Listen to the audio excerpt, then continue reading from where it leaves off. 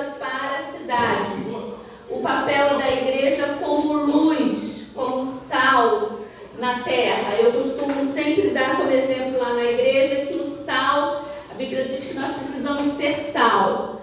O sal, ele é uma coisa necessária, ele não permite que o alimento apodreça. Antes de termos os refrigeradores, utilizávamos ali o sal para que a carne não apodrecesse. Lá na região nordeste, nós temos ali a carne de sol, onde a carne ela é ali toda coberta, né, com o sal, e é todo um preparo. E ela serve de alimento, uma carne que é exposta ao sol e não apodrece. Nós temos também a questão da luz, irmãos. Mas o que tem acontecido é que, enquanto igreja, nós não temos entendido muito bem o nosso papel. A igreja, ela não é aqui. A igreja não é isso aqui. Aqui é o templo onde congregamos. A igreja começa quando nós saímos daquele portão para fora. Amém. É ali que começa a igreja. É ali que eu começo realmente a ser sal e a ser luz. Nós estamos nos acostumando a ficar dentro do templo. E aí nós ficamos um punhado, é muito sal. Coloca uma colher de sal, meio quilo de sal no arroz. Fica bom? Fica o quê? Dá para comer? Não. Porque ele está o quê? Intragável. Não é intragável? Quando nós estamos unidos e nós não saímos para salgar, para salpicar o sal, dando gosto, dando sabor a essas pessoas que não têm Jesus como único e suficiente Salvador, quando nós não estamos lá fora preparando o terreno para que elas não morram perdidas, apodrecidas no pecado, nós nos tornamos intragáveis, porque ficamos juntos, unidos. É muito bom estarmos em momentos como esse, em que celebramos, cantamos e falamos, mas existe uma necessidade, e essa necessidade ela é individual. O pastor, ele está aqui para cuidar do rebanho, mas quem gera rebanho é o próprio rebanho. Se nós não trabalharmos para trazer os sedentos e os famintos aqui para dentro da igreja, não adianta que o pastor não é a pessoa preparada para isso. O papel do pastor é cuidar do rebanho. A gente traz as pessoas para a igreja, o pastor ministra a palavra, o pastor aconselha, o pastor cuida do rebanho, mas quem gera o rebanho somos nós. E aí eu gostaria de usar hoje como exemplo para vocês o texto da mulher samaritana. Como o texto é longo e a nossa hora já vai avançada, nós vamos ir falando versículo a versículo e fazendo a aplicação. Abram, por favor, suas Bíblias no Evangelho segundo escreveu João, capítulo 4. Eu tenho pouco tempo como pastora, mas minha vida eclesiástica é como professora de escola bíblica dominical. E por mais que eu tente fazer, pregar um sermão de acordo com os pontos ali, tudo certinho, o que eu gosto mesmo é da participação. Amém. Então eu vou em muitos momentos pedir a participação, perguntar, pedir que vocês repitam, e isso tudo faz parte do aprendizado, para um melhor aprendizado. E a minha oração e o meu pedido a Deus é que todos sejamos plenos do conhecimento da palavra dele. Amém. Mas que esse conhecimento ele não fique só de forma superficial em nossas vidas, mas que ele entre, que ele penetre as nossas mentes e os nossos corações, para que nós possamos sair daqui modificados, transformados, avivados pelo poder da palavra de Deus. Amém. Amém? Então o texto começa falando assim: quando, pois, o Senhor veio a saber que os fariseus tinham ouvido dizer que ele, Jesus, fazia e batizava mais discípulos que João, se bem que Jesus mesmo não batizava estava e sim seus discípulos, deixou a Judéia, retirando-se outra vez para a Galileia. Aqui nesse ponto, irmãos, nós já temos uma aplicação, porque a gente vê que Jesus ele sai ali da Judéia e ele pretende ir para a Galileia, onde ele ficava ali, realmente era o ponto do seu ministério. A sua casa ficava ali na Galileia. E Jesus ele estava na Judéia, e ali na Judéia estava havendo uma divisão, estava havendo uma discussão. Os fariseus e as pessoas que não estão trabalhando na obra, essas são as pessoas que têm muito tempo para ficar medindo. E durante muito tempo nós ficamos nos medimos um bom culto pelo número de pessoas que estão presentes no culto, medimos um bom trabalho dependendo do número de pessoas que isso ou que aquilo. Mas eu queria dizer para você que não é assim que se mede. Tem muitas igrejas reunidas no dia de hoje, lotadas, onde o Deus que está sendo adorado não é o Deus único e verdadeiro a quem nós servimos. Amém. É um Deus falso, um Deus caricato, um Deus que foi criado à imagem para que ele possa agradar ao auditório. Se o pastor quisesse uma receita de como lotar aqui a igreja, era só nós colocarmos uma faixa ali, chamando as pessoas, prometendo a elas milagres, prometendo a elas restauração de casamento, prometendo que devolveríamos o marido em alguns dias e outras coisas mais, e esse salão aqui não daria conta de receber. Muitas pessoas vão até Jesus porque elas querem receber, mas Jesus nos chama para sairmos distribuindo aquilo que nós estamos recebendo dele. E o que nós recebemos dele é a nossa salvação. Amém. E é isso que nós precisamos levar. E Jesus, ele vendo ali aquele ambiente de discussão, o que Jesus faz? Jesus se retira. Ele decide junto com os seus discípulos que ele vai para a Galileia. Mas observe o versículo número 4, que vai dizer assim, ó: e era-lhe necessário atravessar a província de Samaria. Repita comigo: era necessário passar por Samaria. Irmãos, existe uma diferença muito grande entre aquilo que é necessário e aquilo que eu faço por prazer. Concorda comigo? Quem aqui acorda às 6 horas da manhã para ir trabalhar?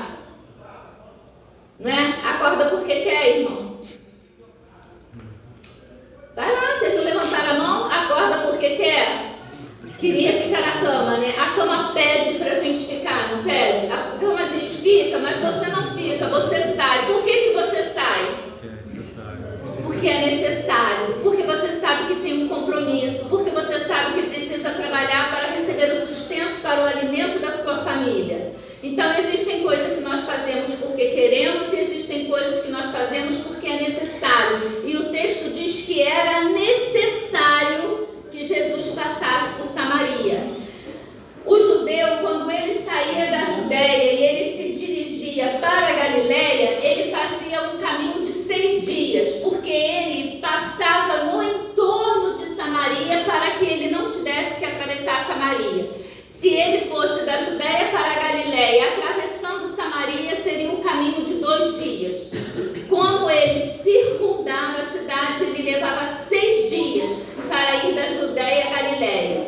Jesus não tinha esse tempo. Jesus quer passar por dentro de Samaria. Mas um judeu de verdade não passava por Samaria, porque os samaritanos, para o judeu, eles eram considerados impuros.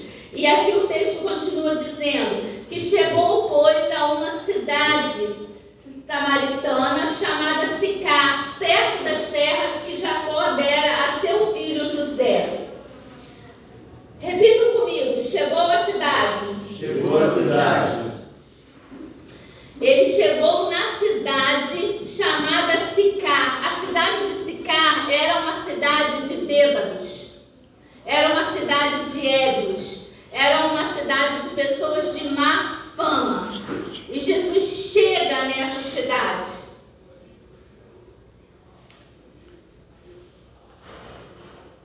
Estava ali a fonte de Jacó.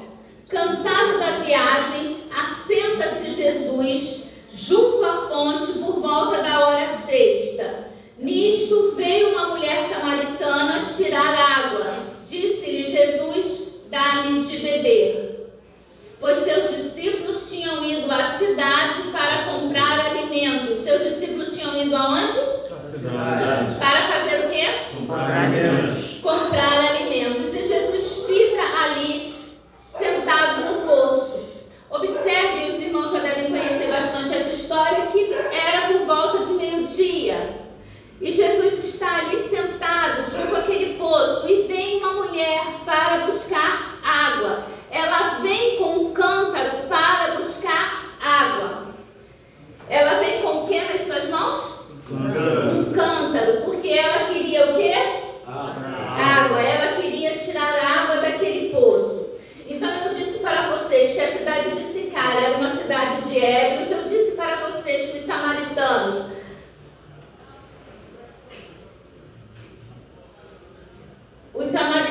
e os judeus, eles não se davam. E aqui tem um versículo que vai dizer aqui que os judeus não se davam com os samaritanos.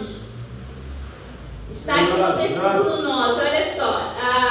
A mulher vai dizer: Jesus, os seus discípulos tinham ido à cidade para comprar alimento. Então lhe disse a mulher samaritana: como sendo tu judeu, pedes de beber a mim, que sou mulher samaritana? Porque os judeus não se dão com os samaritanos. É muito interessante. Quem é que não se dá com os samaritanos? Os judeus. Não são os samaritanos que não se dão com os judeus. São os judeus que não se dão com os samaritanos. O preconceito está nos judeus. O judeu, ele tinha raiva dos samaritanos, por quê? Porque lá, quando a gente pega o Antigo Testamento, a gente chega lá no livro de, quando acaba ali a história de Salomão, Deus diz para Salomão que a partir do filho dele o reino ia ser dividido. Eles não iam mais reinar, somente Saul, Davi e Salomão reinam sobre as 12 tribos. A partir do filho de Salomão o reino é dividido. Judá vai ficar com 2 tribos, Judá e Benjamim, formando o reino do sul, cuja capital é Judá, é Jerusalém, e 10 tribos vão estar formando o reino do norte, cuja capital é Samaria. Samaria vai para o exílio 100 anos antes de Judá ir para o exílio. E quando Samaria vai para o exílio, ela vai ir para o exílio levada pelos sírios. Mas antes mesmo deles irem para o exílio, a gente vê ali que a Bíblia vai relatar que nenhum dos reis do reino do norte fez aquilo que agradava a Deus.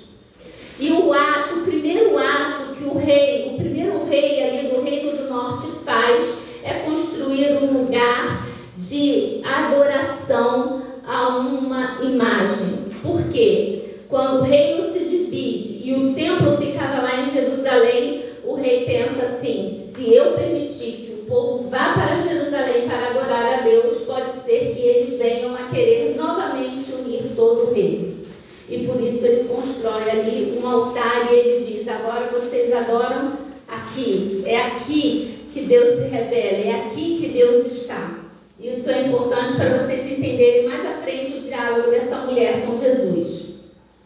Então, a partir desse momento, dessa idolatria do povo do reino do norte, o judeu já olhava para ele de banda. E após o exílio do reino do norte é diferente do exílio do reino do sul. Nabucodonosor leva os judeus para a Babilônia e deixa ali uns povos desterrados ali na terra, pessoas idosas e crianças. Depois eles voltam do cativeiro, mas o reino do norte, que é levado para o cativeiro da Síria, a Síria tinha por hábito tirar a identidade das pessoas. Então eles mudavam o nome, eles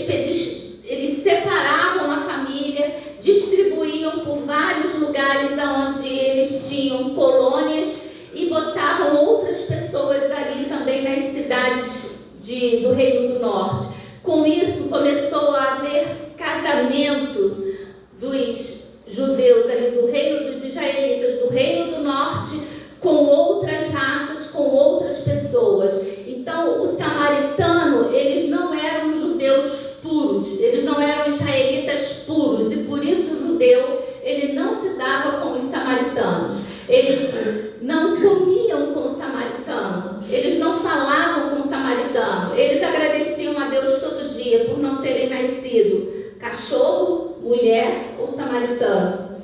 Então, era essa a oração deles. E ali, Jesus, ele para, e ele, naquele poço, a Bíblia diz que Jesus está cansado. É importante nós entendermos que o líder espiritual, ele também se cansa. Jesus está cansado, Jesus está com sede. Isso fala sobre a humanidade de Jesus. E Jesus então vê aquela mulher se aproximar e ele pede para que aquela mulher lhe dê água. E observe que aquela mulher vai dizer para ele: mas como sendo tu judeu, pede água para mim, que sou mulher e sou samaritana? Jesus então vai responder àquela mulher: se conheceras o dom de Deus, e quem é o que te pede, dá-me de beber, tu lhe pedirias e ele te daria água viva. Vamos repetir? Se conheceras o dom de Deus. Vamos trocar dom por presente? Se conheceras o presente de Deus, e quem é o que te pede, dá-me de beber, tu lhe pedirias e ele te daria água viva. Ah, se você conhecesse o presente de Deus. Se você conhecesse o presente de Deus, tu lhe pedirias água e ele te daria água viva. Uma água que nós nunca mais teríamos sede. Irmãos, parece que nós não conhecemos esse Deus que dá vida. Às vezes eu penso, e eu falo muito isso lá na igreja, que parece que a gente não acredita sequer no inferno. Porque se a gente acreditasse realmente no inferno, irmãos, nós não conseguiríamos ficar calados com relação à mensagem do Evangelho, com relação a essa fonte de água viva que nós conhecemos e bebemos dela, mas somos incapazes de transmitir essa água, de dar essa água para outras pessoas. Jesus continua aqui. A mulher então vai responder a Jesus: Senhor, tu não tens com que tirar, e o poço é fundo. Onde, pois, tens a água viva? És tu, porventura, maior do que Jacó, o nosso pai, que nos deu o poço, do qual ele mesmo bebeu, e bem assim seus filhos e seu gado? Afirmou-lhe Jesus: quem beber desta água tornará a ter sede. Aquele, porém, que beber da água que eu lhe der, nunca mais terá sede. Pelo contrário, a água que eu lhe der será nele uma fonte a jorrar para a vida eterna. Disse-lhe a mulher: Senhor, dá-me dessa água para que eu não mais tenha sede, nem precise vir aqui buscá-la. Disse-lhe Jesus: vai, chama o teu marido e vem cá. Ao que lhe respondeu a mulher: não tenho marido. Replicou-lhe Jesus: bem disseste, não tenho marido, porque 5 maridos já tiveste, e esse que agora tens não é teu marido. Isso disseste com verdade. A gente vê aqui, irmãos, que Jesus ele está falando de algo que vai além do que é palpável, além daquilo que a mente humana possa raciocinar para entender. Jesus está falando de algo espiritual. E a mulher ela vai levar um tempo até que ela entenda a respeito do que Jesus está falando. Então todo o diálogo começa com Jesus sentado no poço. A mulher se aproximando de Jesus, se aproximando do poço. A mulher reconhece Jesus como um judeu.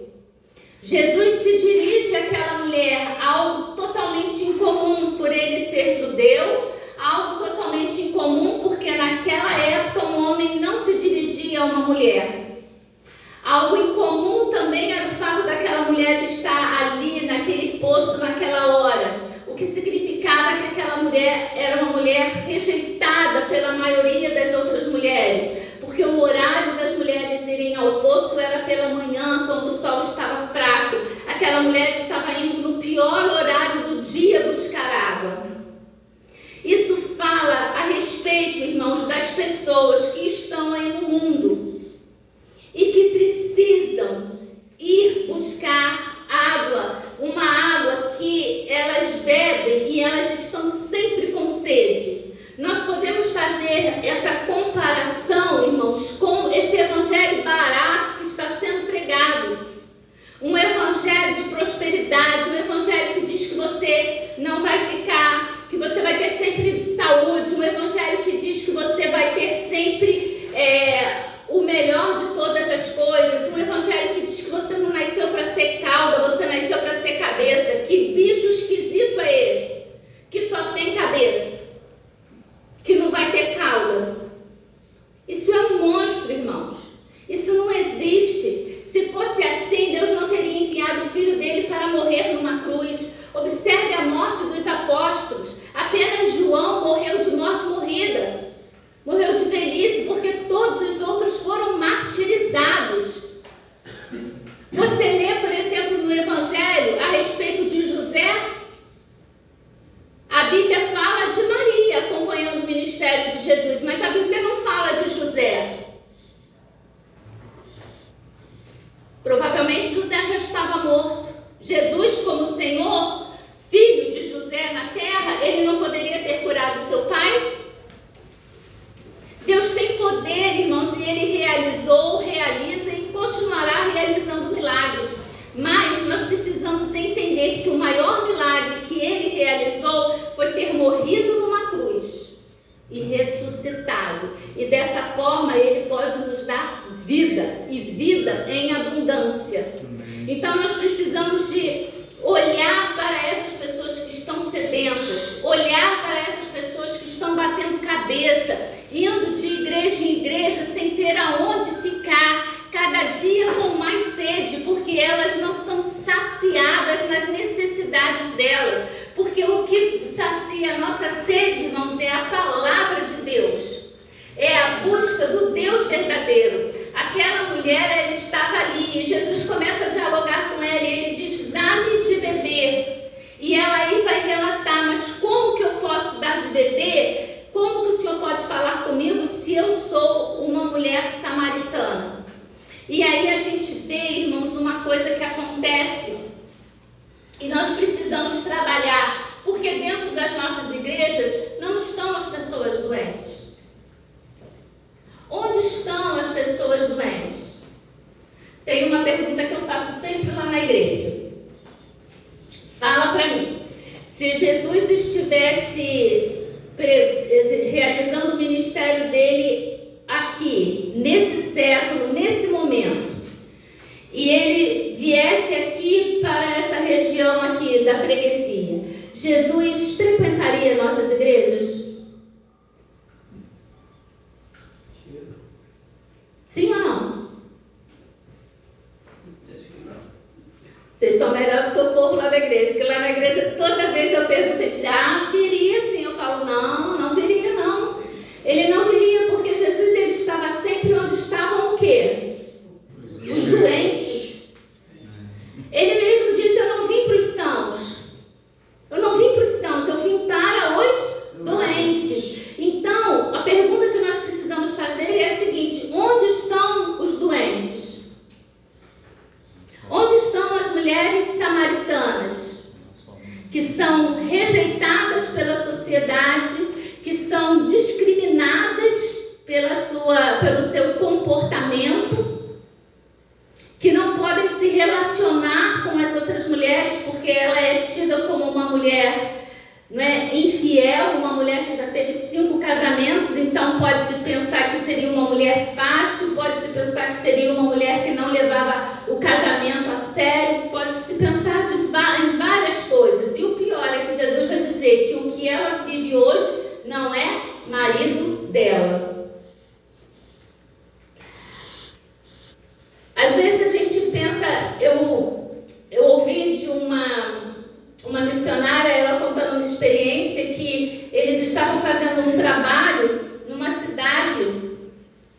lá para o interior do nosso país, ali para o Amazonas, onde tinha muita questão de zona, né? Muitas mulheres de zona, muitas prostitutas, realmente, e a igreja começou a fazer um trabalho e aquelas mulheres começaram a se converter. E teve um dia que uma irmã estava no hortifruti e alguém a identificou como sendo crente, e aí a pessoa virou e falou assim: ah, você é lá da igreja das mulheres da zona?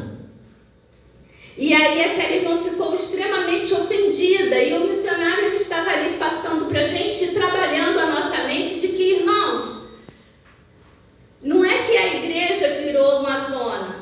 A igreja está recebendo aquelas pessoas que viviam na zona, mas agora são novas criaturas em Deus. Amém. Olha só, irmãos, os irmãos gostaram dos louvores? Sim ou não? Sim. Os irmãos estão gostando da palavra? Sim. Os irmãos gostam de estar aqui, de orar? Mas olha só, o perfeito louvor vai ser aonde? No céu. A perfeita palavra vai estar aonde? Porque lá o próprio verbo vivo, já pensou? Jesus fluindo, não é? Olha que quanta coisa a gente vai aprender ali da própria fonte.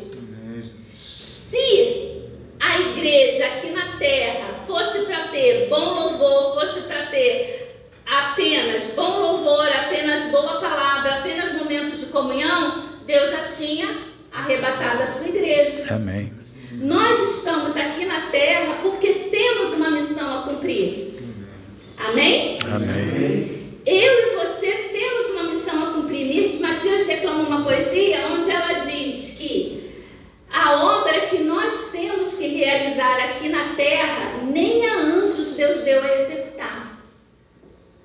Nem anjos pode realizar aquilo que você pode fazer. A partir do momento que você sai por aquela porta ali, aí começa a igreja, aí começa o verdadeiro culto.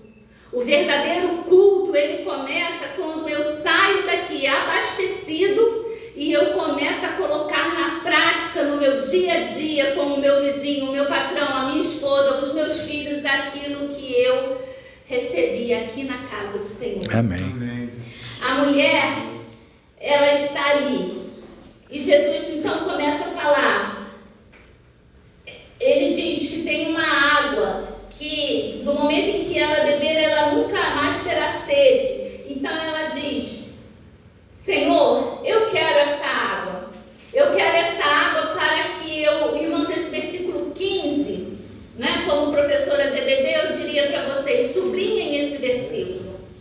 Olha a necessidade dessa mulher, olha o clamor dessa mulher por Jesus. Ela vai dizer assim, ó: Senhor, dá-me dessa água para que eu não mais tenha sede, nem precise vir buscá-la. As pessoas, irmãos, que estão aí indo de igreja em igreja, de denominação em denominação, eles querem parar de buscar essa água. Eles estão bebendo águas rotas, águas sujas, água sem sentido, água que, até mesmo que seja impura, mas logo que ele toma, ele torna a ter sede. Eles querem beber dessa água viva, para que eles não mais tenham sede e não mais precisem procurar pela água verdadeira. E aí nós somos detentores da verdade, mas muitas das vezes nós ficamos acomodados e não levamos essa palavra da verdade.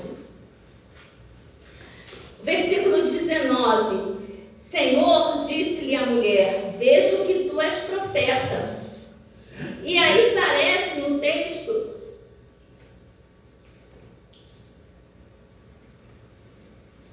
que a mulher muda de assunto, porque ela vai falar assim: olha, nossos pais adoravam neste monte, vós, entretanto, dizeis que em Jerusalém é o lugar em que se deve adorar. Disse-lhe Jesus: mulher, podes crer que a hora vem, repita, a hora vem, quando neste mundo, quando neste monte, nem em Jerusalém, adorarão Versículo 23. Mas vem a hora e já chegou, em que os verdadeiros adoradores adorarão o Pai em espírito e em verdade. Na verdade, o que está acontecendo aqui, irmãos, é o seguinte: aquela mulher identifica que Jesus é um profeta, ele é alguém diferente, ele é alguém que está ali falando com ela e que tem realmente ali colocado o pecado dela em exposição, porque ele vai dizer que ela já havia tido 5 maridos e o que ela tinha hoje não era o marido dela. Então ela vai perguntar para Jesus: Senhor, os nossos pais adoravam aqui nesse monte, mas vocês dizem que nós precisamos adorar em Jerusalém. O que ela está perguntando para Jesus é o seguinte: onde eu devo buscar o perdão pelo meu pecado?